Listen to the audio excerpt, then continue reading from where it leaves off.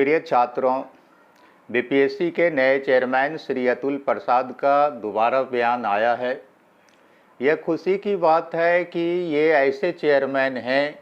जो छात्रों के साथ मीडिया के माध्यम से संवाद कायम करने की कोशिश करते हैं। यह काफ़ी सकारात्मक माना जाएगा।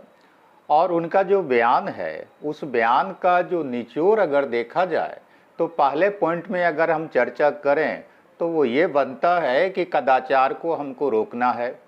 और इसके लिए हम ट्रांसपेरेंट बनाने जा रहे हैं एग्ज़ाम की प्रक्रिया को। दूसरा जो उनका है वो है कि दोनों शिफ्ट में कैटेगरी वाइज उम्मीदवारों की उपस्थिति का संतुलन बनाने का प्रयास किया जाएगा। मतलब क्या है कि दोनों शिफ्ट में जो एग्ज़ाम होगा 20 सितंबर और 22 सितंबर को, उसमें लगभग बराबर संख्या में विभिन्न कैटेगरी के छात्रों को अपियर कराने की कोशिश की जाएगी। उसके बाद तीसरा जो उनका है कि दोनों शिफ्ट से बराबर संख्या में रिजल्ट देंगे। 50% जो है 20 तारीख में अपियर होने वाले छात्रों के ग्रुप से और 50% 22 तारीख को अपियर होने वाले छात्रों के ग्रुप से। उसके बाद था फिर उनके बयान का निचोड़ कि आईएएस मेंस की परीक्षा में जो लड़के अपियर होने जा रहे हैं उनके लिए बीपीएससी पीटी का एग्ज़ाम देना कोई भारी बात नहीं है, क्योंकि वो पहले से पीटी क्वालिफाई करके ही आईएएस मेंस का एग्ज़ाम देने जा रहे हैं और बीच में उनका मेंस का एग्ज़ाम नहीं है। इसलिए उस डेट में वो देश के किसी कोने से बिहार आकर के एग्ज़ाम दे सकते हैं और फिर वापस लौट सकते हैं। उसके बाद अगला उनका पॉइंट था कि जो आईएएस मेंस के छात्र हैं तो उनकी सुविधा के लिए एक ऑप्शन हम देने का कोशिश कर रहे हैं। वो ऑप्शन है कि उनके चॉइस के आधार पर उनका एग्ज़ाम का डेट होगा। जो छात्र 20 सितंबर को अपियर होना चाहेंगे उन्हें कोशिश किया जाएगा कि 20 सितंबर का डेट मिल जाए और जो 22 सितंबर को अपियर होना चाहते हैं उन्हें 22 सितंबर का एग्ज़ाम का डेट देने का कोशिश किया जाएगा। उसके बाद है कि अगला जो उनका था कहना कि बीपीएससी मेंस के एग्ज़ाम में स्केलिंग सिस्टम अपनाना संभव नहीं लगता है। ऐसा इसलिए कि विभिन्न विषयों के छात्र जो अपियर होते हैं बीपीएससी मेंस के एग्ज़ाम में, उनकी संख्या में बहुत ज़्यादा अंतर होता है। कुछ ऐसे भी विषय होते हैं जिसमें 1000 से भी कम छात्र अपियर होते हैं और कुछ विषय ऐसा होते हैं जिसमें कि जो है आपको बहुत ज़्यादा संख्या में छात्र अपियर होते हैं। तो इतना जो अंतर होता है, इसके चलते स्केलिंग सिस्टम अपनाने से रिजल्ट में त्रुटि आएगा। कुल मिलाकर के इसका मतलब ये हुआ कि स्केलिंग सिस्टम नहीं होगा। जो रिजल्ट देने का अभी पैटर्न है उसी पैटर्न पर आपका आगे भी रिजल्ट जारी होगा। उसके बाद है कि वेटिंग लिस्ट पर सकारात्मक एक्शन हम लेने जा रहे हैं। सबसे जो महत्वपूर्ण इस इंटरव्यू का पॉइंट है वो यही है कि बीपीएससी वेटिंग लिस्ट का प्रावधान करने जा रही है। कब वो करेंगे इस पर कोई स्पष्ट डेट उन्होंने नहीं दिया है और कब से यह लागू होगा, क्या 64वीं से लागू होगा या आनजायसो किसी और एग्ज़ाम से लागू होगा, इस पर उन्होंने समय की मांग की है। कहा है कि कुछ और समय हमको मिल जाए तब इस पर हम सही ढंग से सोच पाएंगे। लेकिन यह फैसला बेहद महत्वपूर्ण फैसला है। तो कुल मिलाकर के जो है चेयरमैन साहब का जो बयान था उस बयान का यही निचोड़ सामने आता है। अब है कि छात्रों का क्या कहना है। चूँकि 22 तारीख को छात्रों ने ट्विटर अभियान चलाया था इस एग्ज़ाम के डेट और जो है आपको ये रिजल्ट देने की प्रक्रिया के बारे में। तो अब है कि ये जो परसेंटाइल का विरोध हो रहा है और 2 डेट के एग्ज़ाम का विरोध हो रहा है, तो इस मुद्दे पर छात्रों का क्या कहना है।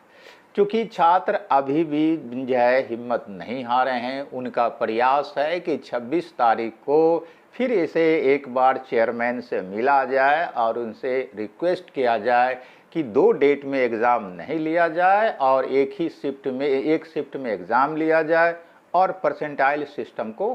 ख़त्म किया जाए। अब है कि छात्रों का जो कहना है, उसका जो पहला पॉइंट होता है वो ये है कि क्या बराबर संख्या में दोनों शिफ्ट में छात्र अपियर हो सकते हैं।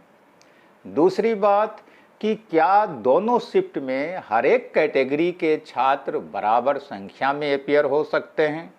और अगर नहीं बराबर संख्या में अपियर होगा तो फिर रिजल्ट में त्रुटि तो होना तय बात है।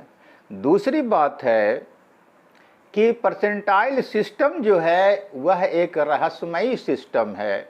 ऐसा इसलिए कि जो है अभी हाल फिलहाल में एनटीपीसी का जो रिजल्ट आया था, उसमें बहुत से लड़कों का ऐसा शिकायत रहा कि कट ऑफ मार्क्स से ज़्यादा उसका मार्क्स रहने के बावजूद भी उसका सिलेक्शन नहीं हुआ। तो परसेंटाइल सिस्टम जो है एक रहस्यमयी सिस्टम है, इसलिए इस सिस्टम पर विश्वास करना मुश्किल है, ये छात्रों का कहना है। उसके बाद है कि अगर परसेंटाइल सिस्टम एक बार लागू हो गया तो फिर यह आगे की एक परंपरा हो जाएगी और आगे हर एक एग्ज़ाम में इसको अपनाया जाएगा। अब सवाल है अगला, उनका पॉइंट जो है सो लड़के लोगों का तर्क है और मीडिया में भी ये सवाल उठ रहा है कि किसी भी एग्ज़ाम के बीच में एग्ज़ाम के नियम कायदे में बदलाव क्या संभव है। चूँकि परसेंटाइल सिस्टम तो इसके पहले बीपीएससी के किसी एग्ज़ाम में नहीं हुआ है और न ही देश के किसी सिविल सर्विस के एग्ज़ाम में होता रहा है, और जो है बिना परसेंटाइल सिस्टम के आधार पर ही 67वीं बीपीएससी का विज्ञापन निकला और उसका पीटी का एग्ज़ाम 8 मई को ले भी लिया गया। यह अलग बात है कि क्वेश्चन लीक होने के चलते उस एग्ज़ाम को रद्द कर दिया गया, कैंसिल कर दिया गया। तो अब बीच में फिर इसके नियम में चेंज कैसे हो सकता है बिना कैबिनेट या असेंबली की मंजूरी के। और अगर जो है इन बिना असेंबली या बिना कैबिनेट की मंजूरी लिए ही या एग्ज़ाम के बीच में ही नियम में परिवर्तन करके एग्ज़ाम ले लिया जाता है, तो क्या यह संभव नहीं है कि कुछ छात्र कोर्ट जा सकते हैं और कोर्ट में अगर वो चले जाते हैं तो निश्चित रूप से इन जो है सो रिजल्ट में देरी हो सकता है या फिर एग्ज़ाम ही रद्द हो जा सकता है। तो इसके चलते लड़के को जो है काफ़ी घाटा उठाना पड़ सकता है, ये लड़के लोगों का कहना है। अब है कि जो इस एग्ज़ाम के विरोधी हैं, कहने का मतलब कि जो 20 और 22 तारीख का जो 2 डेट दिया गया है उस डेट के विरोधी हैं और परसेंटाइल सिस्टम के विरोधी हैं, वैसे छात्र 26 तारीख को फिर से एक बार चेयरमैन साहब से मिलने का योजना बना रहे हैं, जैसा कि मीडिया में ये खबर आ गई है। अब सवाल है कि अगर 26 तारीख को ये लोग ये बीपीएससी चेयरमैन से मिलते हैं लेकिन बीपीएससी चेयरमैन नहीं मानते हैं, तब क्या होगा। क्योंकि इसलिए कि जो है लड़के लोगों का भी जो कहना है, जो तर्क है, वो भी काफ़ी जो है सो दमदार लगता है, और फिर चेयरमैन साहब का जो बयान आया है उनके तर्क में भी काफ़ी दम लगता है। लेकिन सब कुछ के बावजूद हमको व्यवहारिकता के धरातल पर देखना होगा कि दरअसल क्या संभव है। क्योंकि ऐसा इसलिए कि जो है अगर मान लीजिए कि जो चेयरमैन साहब का बयान आया है तो पारदर्शिता के संबंध में जो उनकी ओर से प्रयास किया जा रहा है कदाचार को रोकने के लिए, वो काफ़ी जो है बेहतर लगता है। और फिर जो है आपको दोनों ग्रुप से, दोनों शिफ्ट से 50-50% रिजल्ट देने की बात है उनकी ओर से, यह भी सही लगता है। हर एक कैटेगरी के स्टूडेंट दोनों शिफ्ट में बराबर अनुपात में अपियर हों, यह प्रयास करने का जो उनका योजना है यह भी सही लगता है। आईएएस मेंस के छात्रों के लिए चॉइस के आधार पर एग्ज़ाम का डेट देना यह भी सही लगता है। लेकिन सवाल उठता है कि क्या यह जो है संभव है, और अगर संभव है तो क्या इसे सही कहा जा सकता है कि जो आईएएस का लड़का 16 से 18 तक आईएएस का मेंस पेपर लिखेगा और फिर 24 से 25 तक जो मेंस का पेपर लिखेगा, वो बीच में पीटी का एग्ज़ाम देने के लिए आपको बिहार आ जाए, क्या यह बेहतर लगता है? कहीं से यह प्रैक्टिकल आधारित बात सही नज़र नहीं आता है, क्योंकि दोनों एग्ज़ाम का जो नेचर होता है वो अलग अलग होता है। पीटी ऑब्जेक्टिव पैटर्न और मेंस जो है सब्जेक्टिव पैटर्न का एग्ज़ाम होता है, और स्टूडेंट जो तैयारी करता है वो एग्ज़ाम के नेचर के आधार पर तैयारी करता है। जब उसका मेंस होने वाला होता है तो पीटी की तैयारी बहुत पहले वो छोड़ देता है और मेंस की तैयारी में वो लग जाता है, और जब पीटी होता है तब वो मेंस की तैयारी छोड़ देता है बहुत पहले और जो है पीटी की तैयारी करता है। चूँकि दोनों का नेचर अलग अलग है, और चेयरमैन साहब का यह कहना है कि जो आईएएस का मेंस लिख रहा है छात्र, उसके लिए पीटी देना कौन सी भारी बात है।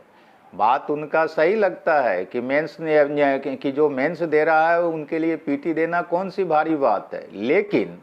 एक बात तो यह समझना होगा कि जो लड़के मेंस लिख रहे हैं वो तो पीटी की तैयारी पहले छोड़ चुके होंगे निश्चित रूप से। क्योंकि लड़के लोग हम लोगों से भी जब सलाह लेते हैं कि सर कब जो है सो हमको पीटी की तैयारी करना चाहिए और कब मेंस की तैयारी करना चाहिए, तो हम लोग भी सलाह देते हैं कि भाई जब मेंस आ जाए तो मेंस की तैयारी करो, पीटी छोड़ो, और जब पीटी आ जाए तो पीटी की तैयारी करो, मेंस छोड़ दो, मेंस का आ जाए समय तो पीटी छोड़ दो। तो सवाल है कि जब पीटी का रिजल्ट एक एक मार्क्स मायने रखता है पीटी के रिजल्ट में, और जो लड़का 4 साल या 4 महीना 5 महीना पहले पीटी के तैयारी छोड़ दिया है वो आईएएस मेंस लिख रहा है, तो क्या यह संभव नहीं है कि वो बहुत सारा फैक्ट भूल गया हो, और बहुत सारा फैक्ट भूल गया हो, उसे अब रिवीजन करने का मौका नहीं मिल रहा होगा, तो क्या उस हालत में वो लड़का संभव है कि बीपीएससी का पीटी निकाल ले? यह संभव नहीं लगता है। खुद मैं बिहार में जो कुछ आईएएस अफसर, सीनियर आईएएस अफसर पोस्टेड हैं, उनके बारे में व्यक्तिगत तौर से मैं जानता हूं कि उनका जो बीपीएससी पीटी नहीं हुआ, पीटी में रिजल्ट नहीं हुआ और आईएएस फाइनल वो जो है सो फाइनल में उनका सिलेक्शन हो गया। तो आखिर क्या वजह था कि आज जो आईएएस बने हुए हैं, और बिहार में उनमें वैसे कई आईएएस पोस्टेड हैं जिनका बीपीएससी पीटी में नहीं हुआ उसी साल, और उसी साल जो है वो आईएएस फाइनली मेंस इंटरव्यू जो है कंप्लीट करके आईएएस बन गए। तो इसका साफ है कि तैयारी का जो नेचर अलग अलग होता है, तो लड़का जब जिस समय जिस नेचर के एग्ज़ाम पर जैसो ज़्यादा बल देता है वो पार्ट उसका मजबूत होता है, दूसरा पार्ट स्वाभाविक रूप से कमज़ोर हो जाता है। तो इस तरह से जो मेंस लिखने वाले छात्र हैं निश्चित रूप से उनका पीटी खराब होगा। दूसरी बात कि जो छात्र मेंस से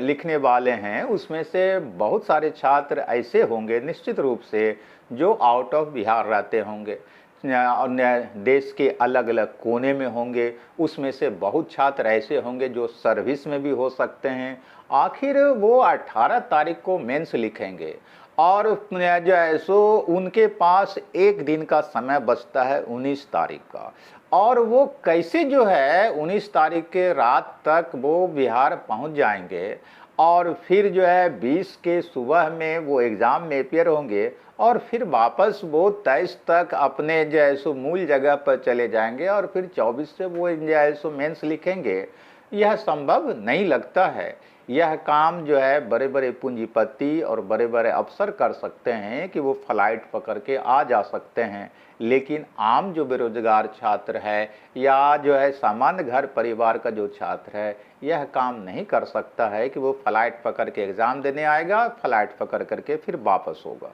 तो चेयरमैन साहब का जो यह कथन है वह पचने लायक नहीं है। तो हमको लगता है कि चेयरमैन साहब को इस पर सोचना चाहिए कि क्या यह जो है जो है सो वो करने जा रहे हैं वो कितना सही है। लेकिन सवाल उठता है कि अगर वो उन्होंने एग्ज़ाम ले लिया, हाँ एक बात ये है कि जो है जब बीपीएससी का 8 मई का एग्ज़ाम कैंसिल हुआ था तो उस समय मीडिया के कुछ लोगों ने हमसे पूछा था कि क्या सर अब एग्ज़ाम कब हो सकता है दोबारा। तो उसी समय हमने अपने अनुभव के आधार पर कहा था कि हमको जो लगता है कि अब दोबारा एग्ज़ाम बीपीएससी पीटी का वो जुलाई अगस्त के बाद ही संभव है। और अगर जो है आपको डीपी के पहले मेन से ये पीटी लेने का प्रयास हुआ दोबारा, तो ज़्यादा उम्मीद ये रखा जाए कि एक से ज़्यादा शिफ्ट में पीटी का एग्ज़ाम होगा। कारण जो हमको उस समय लगा था वो ये लगा था कि संभव है कि अब प्राइवेट शिक्षण संस्थान में सेंटर नहीं दिया जाएगा, और दूसरा कि मानसून जो है आने वाला है और मानसून आ जाएगा तो आधा बिहार यूं ही डूब जाता है। उस अवस्था में अगर जल्दी एग्ज़ाम लेने की बात होगी तो सेंटर की अनुपलब्धता को देखते हुए एक से ज़्यादा शिफ्ट में एग्ज़ाम लेने की व्यवस्था हो सकती है। तो इस पर कुछ लोगों ने सवाल उठाया था कि यह आप कैसे कहते हैं, यह संभव नहीं है, लेकिन आज वो बात सही साबित हो गया। दूसरी बात है कि चेयरमैन साहब ने जो बयान दिया उसका सबसे जो सकारात्मक बात है, सबसे जो पॉजिटिव बात है, सबसे जो महत्वपूर्ण बात है वो ये है कि उन्होंने बीपीएससी के रिजल्ट में वेटिंग लिस्ट का सिस्टम लाने का बात कहा है। कब से वो लागू करेंगे, कब लाएंगे, इस पर उन्होंने समय मांगा है कि अभी अभी हम आए हैं, कुछ और समय हमको मिल जाए तो इस पर हम सही फैसला ले लेंगे कि कब से हम लागू करेंगे और कब इसको सामने लाएंगे। लेकिन उनका यह फैसला बेहद महत्वपूर्ण माना जाएगा। ऐसा इसलिए कि मेरा व्यक्तिगत अनुभव है कि जो है आपको संभवतः 53वीं से 55वीं एग्ज़ाम जब हुआ था या 48वीं से 52वीं था, तो उसमें से हमारा एक बहुत ही नज़दीकी विद्यार्थी ब्रजेश कुमार सिंह, जिसका घर सुल्तानगंज बेगुंजिया आपको भागलपुर है, वो लड़का कट ऑफ मार्क्स लाने के बाद भी सिलेक्टेड नहीं हो पाया था। उस साल 832 मार्क्स पर जनरल कैटेगरी के लड़के का सिलेक्शन हुआ था और इसको भी 832 मार्क्स था, लेकिन सीट कम संख्या में रहने के कारण इनका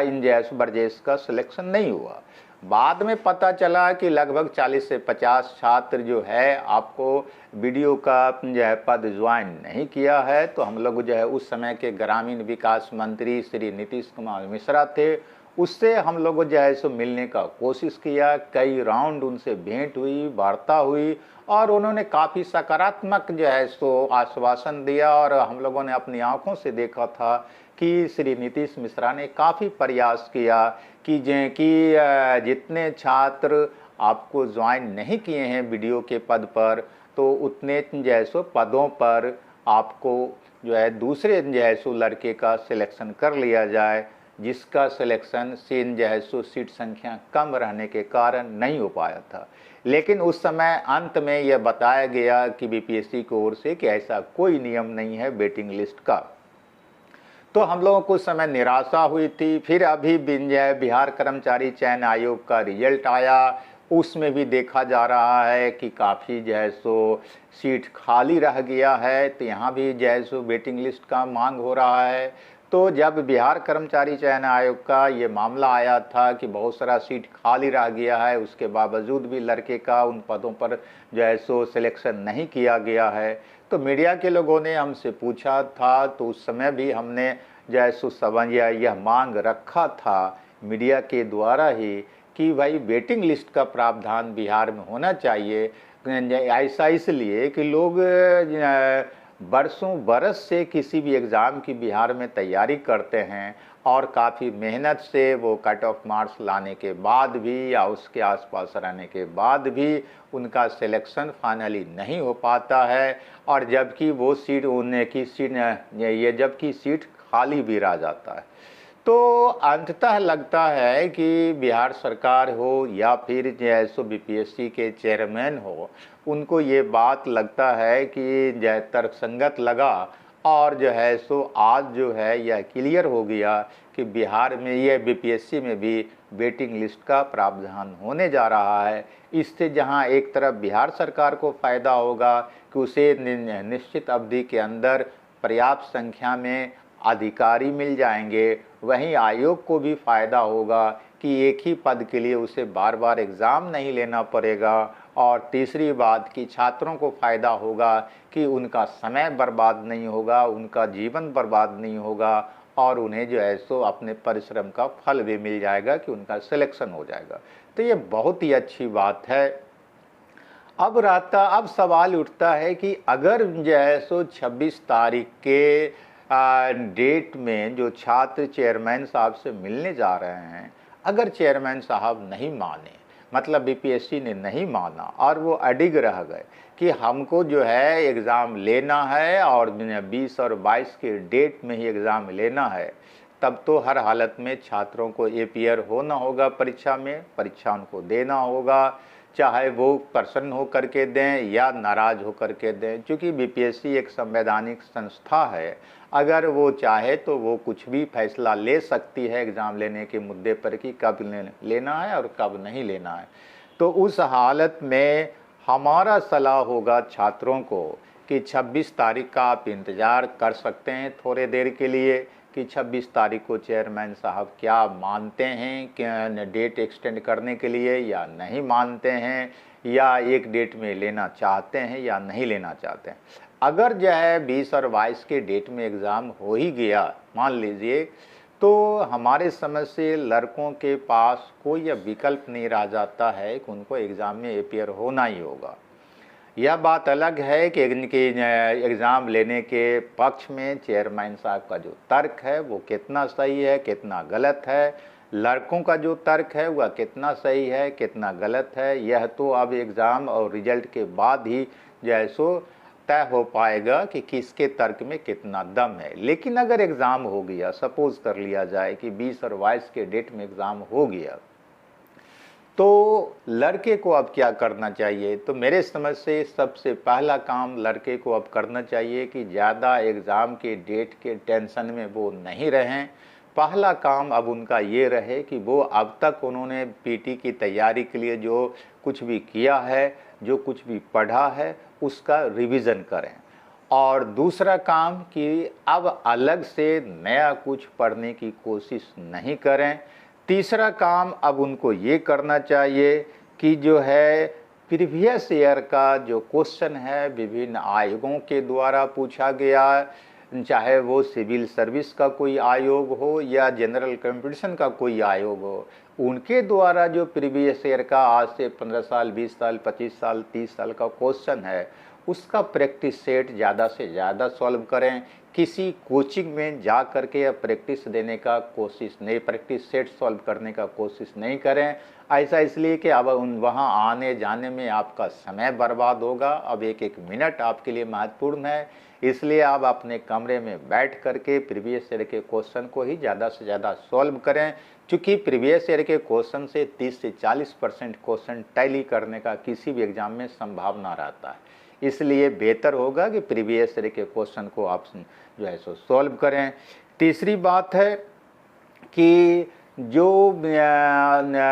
ये बीपीएससी का पिछला 2 एग्ज़ाम हुआ है कंबाइंड एग्ज़ाम, और फिर हाल फिलहाल में जो है सो आपको पिछले वीक में जो AAO का एग्ज़ाम हुआ है, अकाउंटेंट अफसर का जो एग्ज़ाम हुआ है, उसका क्वेश्चन का पैटर्न देखने के बाद साफ क्लियर होता है कि बीपीएससी में सबसे ज़्यादा अब जो टफ क्वेश्चन बनाने की का प्रयास हो रहा है वो इंडियन पॉलिटी के में हो रहा है। तो भारतीय राज्य व्यवस्था के अंतर्गत पिछले 2 बीपीएससी के कंबाइंड एग्जाम में जो क्वेश्चन पूछा गया और फिर जैसो अकाउंटेंट अफसर के एग्ज़ाम में जो क्वेश्चन पूछा गया, उसको देखने के बाद बिल्कुल स्पष्ट है कि जो 7-8 सेक्शन होता है आपको बीपीएससी पीटी के जनरल स्टडी के एग्ज़ाम में, उसमें सबसे ज़्यादा टफ क्वेश्चन, बिल्कुल कंसेप्ट बेस्ड क्वेश्चन जो है पूछा जा रहा है, तो वो इंडियन पॉलिटी से पूछा जा रहा है, जिसकी संख्या लगभग 10 से 15 की होती है। तो चूंकि एक एक मार्क्स जो है आपके रिजल्ट के में काफ़ी रोल अदा करता है और यहाँ 10 से 15 क्वेश्चन है। पहले जो छात्र हुआ करते थे तो पॉलिटी के पार्ट को बहुत आसान समझते थे कि अगर 10 पूछता है तो 5 तो ऐसे हम बना देंगे, 15 पूछता है तो 10 तो ऐसे हम बना देंगे, ज़्यादा डीपली पढ़ने की ज़रूरत नहीं है। लेकिन अब जो है लगता है कि पॉलिटी को बिल्कुल ही कंसेप्ट बेस के आधार पर पढ़ना होगा, क्योंकि फैक्चुअल क्वेश्चन अब नहीं के बराबर इंडियन पॉलिटी में पूछ रहा है। इसलिए हमारा जैसो सलाह होगा कि अगर जिनका पॉलिटी का पार्ट बिल्कुल क्लियर नहीं है तो वो उसको कंसेप्ट बेस के आधार पर देखें, तैयार करें तो ज़्यादा बेहतर होगा। और अगर नया जैसो नए तरीके से पॉलिटी को आप नहीं पढ़ने का आपको समय मिल रहा है, तो उसके लिए आप एक काम कर सकते हैं कि पॉलिटी पर शुरू से लेके अंत तक के चैप्टर पर मेरे क्लास का वीडियो जो है आपको हमारे YouTube channel Sameer classes Patna पर उपलब्ध है। आप उस वीडियो का अध्ययन करें। मेरे समझ से अगर आप उस वीडियो का अध्ययन कर लेते हैं तो पॉलिटी से एक भी क्वेश्चन छूटने का सवाल नहीं उठता है, क्योंकि उसमें फैक्ट भी है और उसमें कंसेप्ट भी है। तो फैक्ट और कंसेप्ट के आधार पर जो मैंने पॉलिटी बताने का प्रयास किया है, तो इसलिए उससे आपका क्वेश्चन नहीं छूटेगा। तो जिन छात्रों का पॉलिटी पर बहुत ज़्यादा कंसेप्ट क्लियर नहीं है, तो वो समीर क्लासेज पटना का वीडियो यूट्यूब पर वीडियो देखें, उनसे उनको काफ़ी फ़ायदा मिलेगा। दूसरी बात कि प्रीवियस ईयर का जो क्वेश्चन है,